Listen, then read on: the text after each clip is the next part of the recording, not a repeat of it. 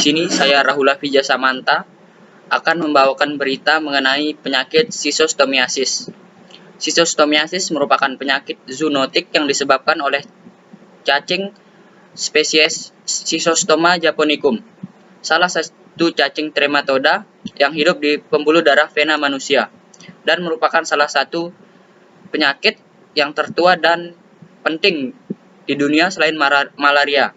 Schistosoma japonicum dikenal sebagai cacing yang paling berbahaya di dunia. Baik, di sini saya akan menanyakan beberapa komentar masyarakat terkait penyakit Schistosomiasis ini. Menurut pendapat Anda, bagaimana kasus Schistosomiasis di Indonesia? Baik, terima kasih presenter. Di sini saya akan menjelaskan mengenai kasus Schistosomiasis yang ada di Indonesia.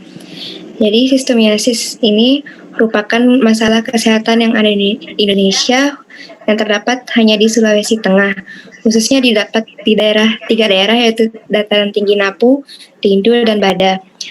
Angka tertinggi terdapat di daerah Lindu karena daerah tersebut merupakan daerah endemis Schistosomiasis. Schistosomiasis atau demam berkewang ini merupakan penyakit menular menahun yang menyerang manusia. Apabila sudah menahun, maka akan menyebabkan penyakit limfa hati yang dapat menyebabkan penderita menjadi lemas. Dan apabila tidak segera ditangani, maka dapat menimbulkan kematian. Di Indonesia, pertama kali terjadi Schistosomiasis pada tahun 1937, namun upaya pemberantasannya mulai dilakukan pada tahun 1973. Sekian yang dapat saya jelaskan, kembali ke moderator. Baik, terima kasih Saudari Iva. Selanjutnya di sini kita akan menanyakan tentang bagaimana distribusi atau penyebaran dari trematoda ini di dunia. Baik, terima kasih atas kesempatannya moderator. Jadi, infeksi cacing Schistosomiasis merupakan infeksi kronis yang banyak tersebar di dunia. Menurut WHO, diperkirakan 3, miliar orang telah terinfeksi penyakit kecacingan dan 450 juta telah dilaporkan menderita penyakit tersebut, serta mayoritasnya ditemukan pada anak-anak. Penularan Schistosomiasis dilaporkan ditemukan di 78 negara. Schistosomiasis ditemukan di daerah tropis dan subtropis, khususnya di daerah dengan akses air bersih dan sanitasi yang kurang. Diperkirakan sekitar 92% penduduk yang membutuhkan pengobatan berada di Afrika. Sekian yang dapat saya jelaskan. Terima kasih. Saya balik lagi ke moderator. Baik, terima kasih Saudari Wiwin. Selanjutnya kita akan membahas bagaimana pemberantasan yang harus dilakukan untuk memberantas cacing Schistosoma japonicum ini. Menurut pendapat Anda, bagaimana sih pemberantasan yang harus dilakukan untuk membasmi cacing ini?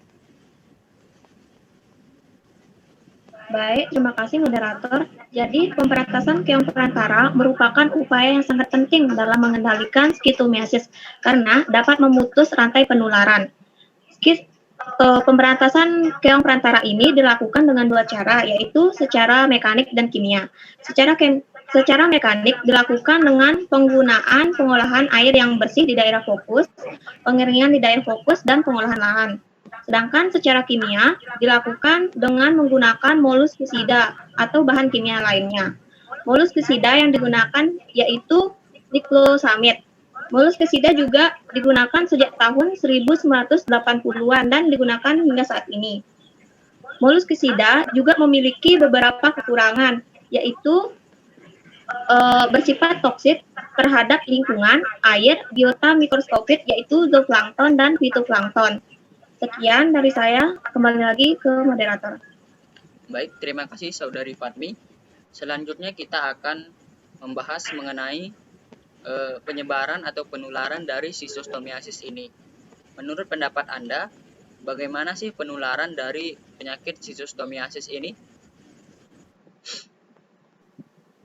Baik, untuk penularan dari Schistosomiasis ini, dia terjadi dengan cara larva cacing Schistosoma menembus kulit, kemudian masuk ke tubuh manusia dan tumbuh menjadi dewasa. Kemudian dia akan bertelur, lalu telurnya keluar bersama tinja. Jika penderita Schistosoma buang air besar secara sembarangan, maka telur Schistosoma akan tersebar di tanah dan lingkungan. Kemudian menetas menjadi larva dan masuk ke dalam tubuh keong oncomelania.